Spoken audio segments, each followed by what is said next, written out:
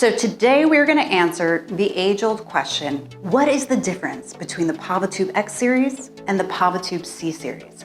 I'm Kelly Menner from Nanlite USA, and today we're going to talk all about tubes. So let's jump right into it. So first things first, I really like to start with the similarities.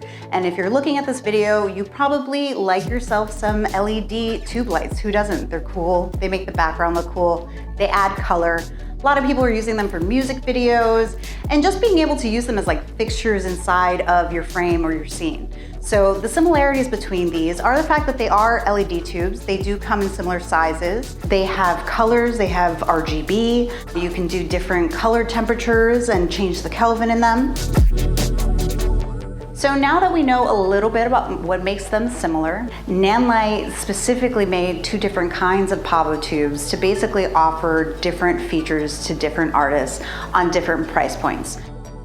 So I think the first thing you're gonna notice when you think about the differences between the PavoTube X's versus the PavoTube C's is build quality. So the PavoTube C's, the OGs, if you will, of the Nanlite PavoTubes, they actually are made of more of like a plastic, and they have these ends that kind of stick and protrude out, and they have dial knobs so that you can turn and kind of pick, you know, the effects that you want, or what color you want, or how much you want to dim the light.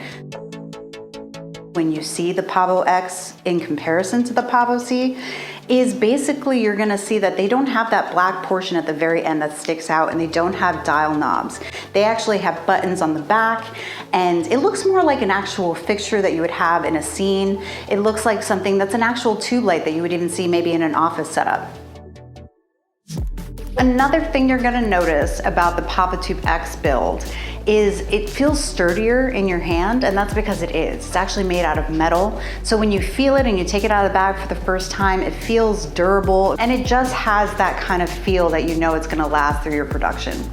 Okay, so one thing that's super important to a lot of people is wireless control. We want to be able to be behind our camera. We want to be able to use an app to control a light that's up in some kind of grid. And these tubes do give you that, but they give you that in different ways.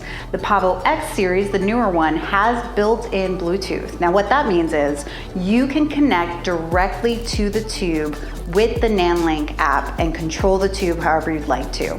The PavoTube C, you can still use the app, but you do need a control box to be able to connect to it because it doesn't have built-in Bluetooth.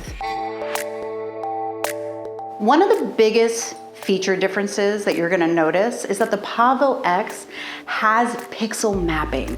And what that means is that it has different segments on the tube light that you can see different colors, you can have a scroll effect. It really allows you to kind of creatively play with effects in a way that incorporates the entire tube from up and down. The PavoTube C's are also super cool. They have lots of effects, they have lots of colors, they have RGB, but they don't have that pixel mapping that allows you to go from one end of the tube all the way down to the bottom. So the PavoTube C's come with the 15C and the 30C. So that's the 2-footer and the 4-footer. The PavoTube X's also have a 2-footer and a 4-footer, the 15X and the 30X. But they also have the 60X, which is an 8-foot tube. So that's another difference you're gonna find there as well. Let's talk about brightness. Now the PavoTube C's are pretty freaking bright. The Pavo X does have a wider range in terms of Kelvin in comparison to the Pavo C. So the Pavo C goes all the way up to 6,500 Kelvin, but the PavoTube X goes to 12,000 Kelvin. So the daylight range is more expansive. They both do start though with 2,700. So I really do like the fact that the PavoTube X series looks more like a practical kind of light. It kind of lends itself to that with the ends kind of being capped off. But another improvement is that the actual diffusion in front of the light has been improved. So that also makes it more feel like a practical light that's like in a scene. The PavoTube C's are also really good in scenes like that, but sometimes you can actually see the little LEDs inside of the tube. But with the Pavo X, it just feels like a nice uniform diffusion.